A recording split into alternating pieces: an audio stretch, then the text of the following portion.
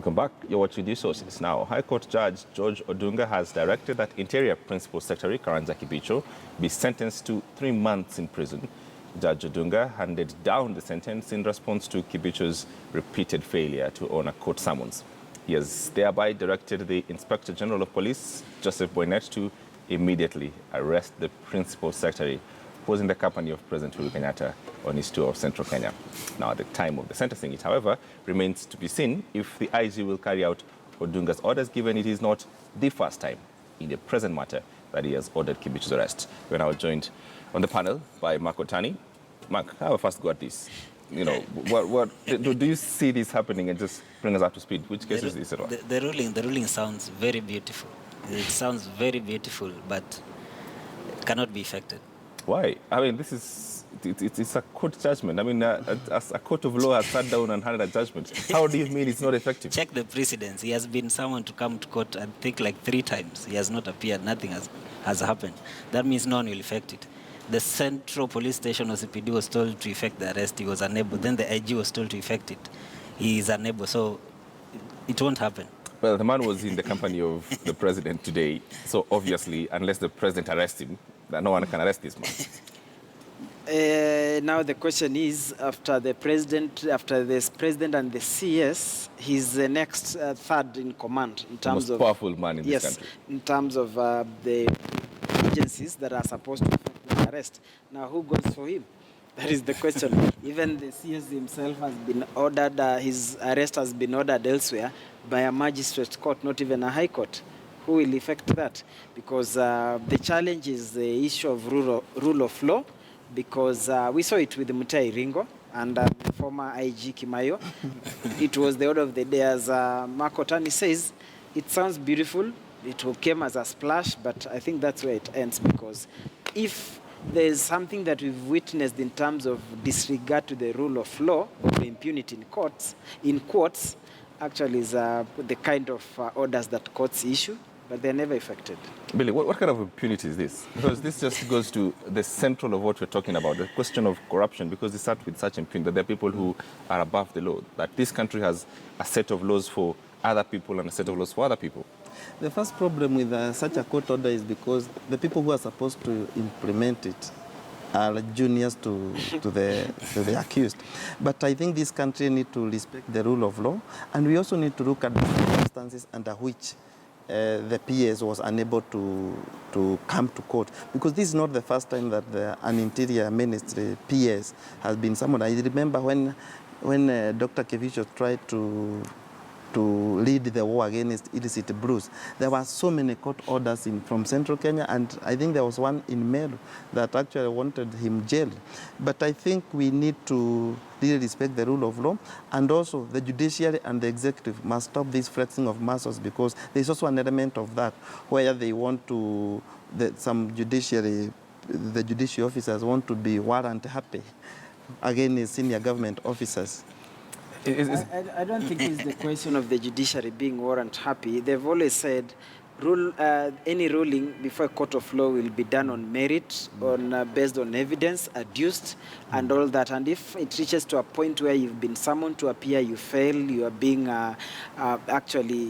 you fail to cooperate, then the judiciary has no option but to effect that warrant of arrest. The problem behind this case is that it's actually a very troubling one. This is a gentleman who was caught in the Nyao torture chambers. Yes. He's been following up this case for God knows how many years. Finally, he's been handed, a reward. I believe it's 2-3 million. 26, I think 26, 2.6 2.6 million, I think. Yes. And the government is refusing to honor this. This was a judgment that was made in 2014. The guy was supposed to be paid in 2014. The order was issued to the PS to effect it. He has not effected it. He has not appeared in court to explain why. He has been summoned, I don't know how many times he's not appearing. So it's like the guy is undergoing torture, because now if the court can't summon him to come and explain, then that means that judgment will never be effected. Yet others have been paid for similar offenses. Yet the guy underwent torture at Nyayo House. All right, Yes. we'll keep an eye on this and see if, in fact, the PS can be arrested. We'll call you for an interview, hopefully he can be arrested here. But let's move on now. The Public Procurement Administration Review Board has dismissed an application by a firm to have a 2.5 billion tender award to supply ballot papers cancelled, the board chaired by Paul Gisheru ruled that Pearl Media was rightfully disqualified for failing to comply with the tender requirements. Gisheru said the bidder failed to comply with basic requirements to win the tender, yet he was questioning the process. Code and Jubilee have opened a new war front on this question. All right, we'll get to that here, what Code and Jubilee has been talking about. But here's the thing. We can see the fall of a process right in the beginning, okay? That it happened like this in 2013. We fought over this procurement of, ballot papers. And at that time, I think the procurement was for the BVR and the EVDs and that sort of thing. So, same script? It's more or less the same script. Remember, the position for the chair of the IEBC has now been re-advertised. That means the process will take longer. Now there's a new battle about the tendering process and all that. And IEBC is right now speaking as if any concern that is raised, especially from the opposition side, it's met with a lot of hostility. That creates a scenario where now those in the opposition side will start feeling like their concerns are being ignored. Remember, it's the tendering process and all these other things that caused the previous problem, especially in 2007. If the same scenario is repeated now, remember, now there's no ICC. It's going to be a chaotic scenario in 2017 if these things are not handled well.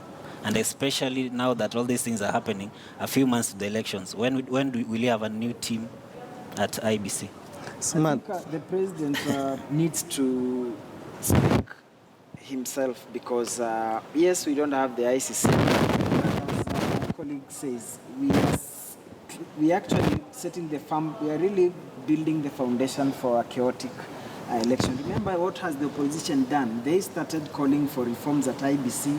They called for national dialogue. That one didn't happen. Then later in the day, the government finally agreed that they negotiated and they said, let us have an IEBC exit.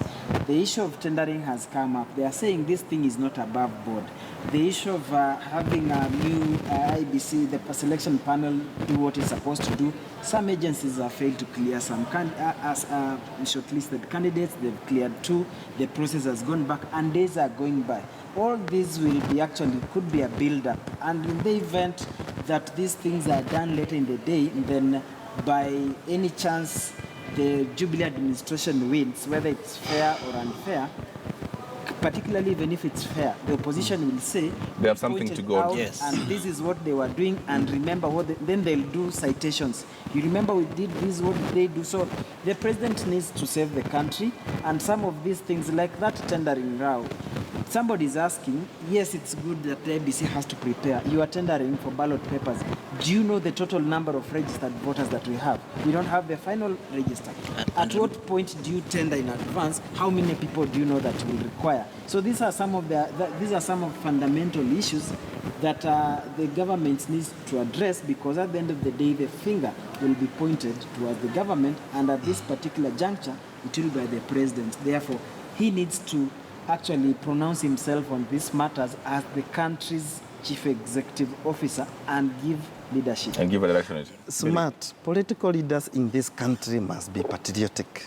We can fight, Jubilee and CORD can fight over so many things. But when they fight over something that is likely to pit Jubilee on the same side with the IEBC and CORD are the opposite, because CORD is a major stakeholder in this process. Jubilee is also a stakeholder, because I want to differ with you. If the president is also an interested party in this, the IEBC must be allowed to do its work, because constitutionally we must hold this election on August 8, and the time frame that are there are not really... This looks like an impossible task, to be fair.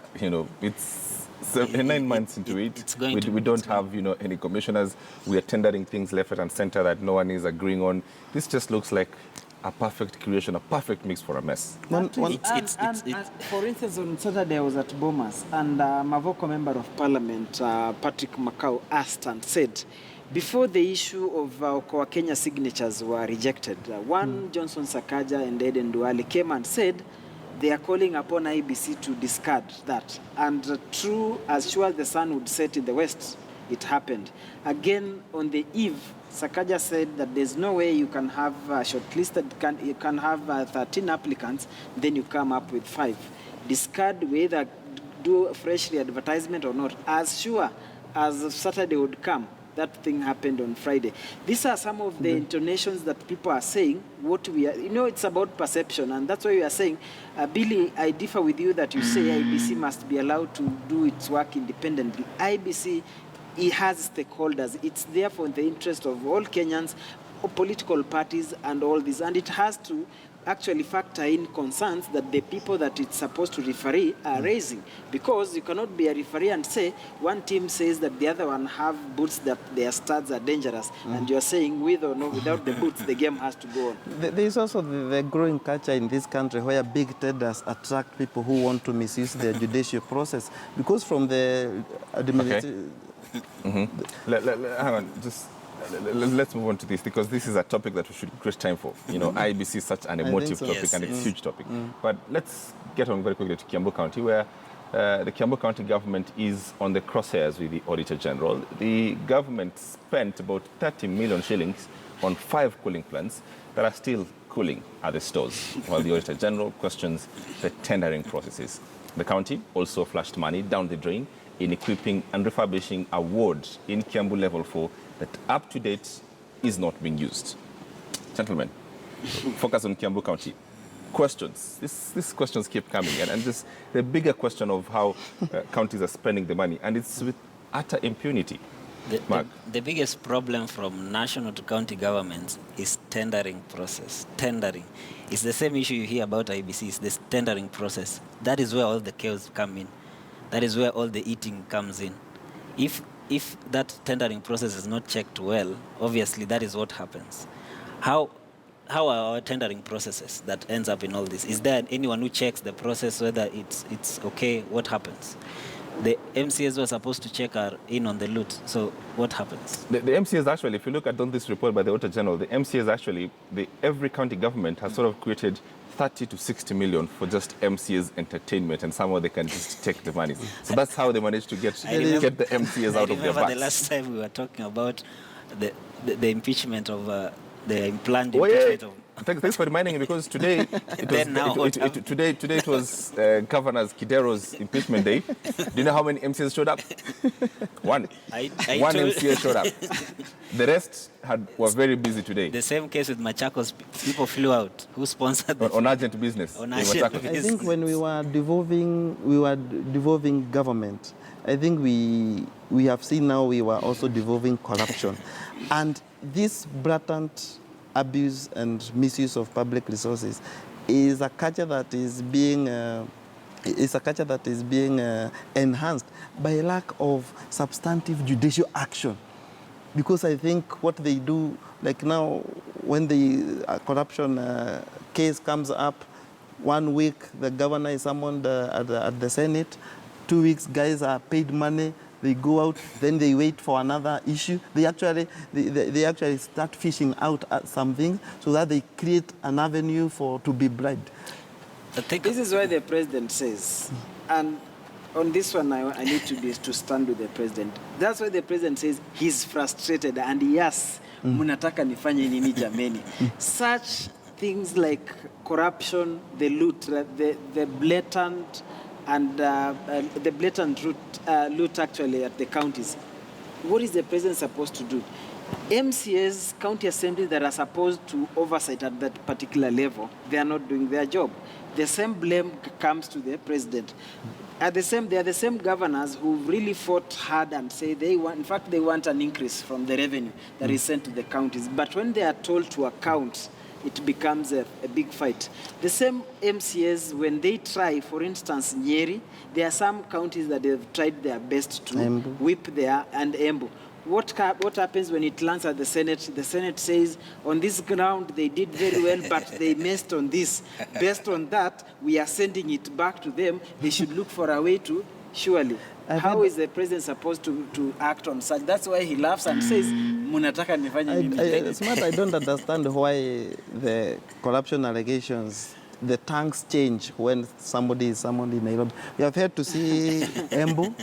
there was Nyeri, there was, you know, so even Narok. But when the hype is high, somebody is even dragged. I remember Murang'a governor being dragged to Nairobi, to the Senate, to the IEBC.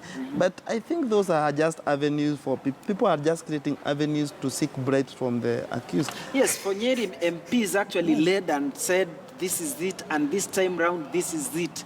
What did the Senate do? We cannot be receiving instructions from members of the National Assembly. Yes. And On what as to such, do. in fact, the majority leader was saying in the Senate that we have SMSs, we are being told to do this, we will not take instructions, we are the upper house.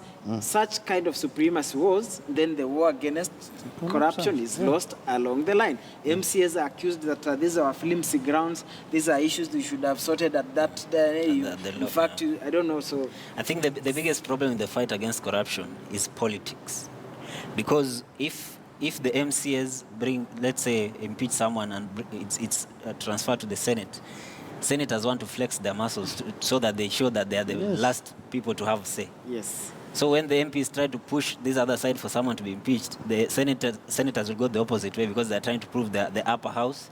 Then also at some other levels, when they're auditing governors, because they're interested in becoming the next governors, they also put some flimsy things out and put their personal stuff. You remember the Murang'a incident where the senator and the governor started in a show? It's more like a political might, a show of political might. And the whole thing was And actually scattered. Yes. So are we agreeing that we cannot fight corruption?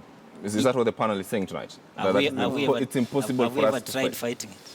We've never attempted to fight corruption. No, I think some of these agencies are also full of corrupt people. Because But who put them there, Billy? These people are professionals. Who put them there? I think we need to... We can't fight corruption. I think we have never fought. I don't think even the problem is the agencies. The Auditor General comes up with a report. That's why I'm asking. We need to ask this parliament, particularly the 11th parliament. But their role number 3, apart from representation and legislation, is oversight. This particular parliament, they are blessed to be twin. They have the Senate and the National. What have they done? What are they doing? But I have had a chance to look at some of 10 these... seconds. I need to take it home. I have had a chance to look at some of these audit reports, and the Auditor General is also guilty of also having reports that are also not conclusive. Every time there is a preliminary report and the final report, because what the Auditor General normally does, they raise issues and then they send those issues to the concerned officer. Sometimes we find an audit report coming out, being leaked to the media by some people with ulterior motives. But and then it goes out. Some of those queries that clarifications are sought. Yes. If you If they're fail, not if answered, you it's fail, submitted if you answer, then the report is deemed as... What about Okay, when gentlemen, that audit report... I've shut this down because I asked people on Twitter if they think Raila Odinga is causing voter apathy in central Kenya by exposing corruption, and the results are in. 44% say yes, and the rest 56% say no. Jaggy on Twitter will take us home. He says, no, let the pollsters rate Raila at 65%, and you will see 99% voter turnout in central Kenya, or 35% turnout will be 55% somehow. That should be good to take us home. And we wrap it up there on News Sources. Thank you very much, panel, for taking your time to talk to us. Very weighty matters and very hearty matters. 47 days of accountability coming right up on KTN Prime. I'm James Smart.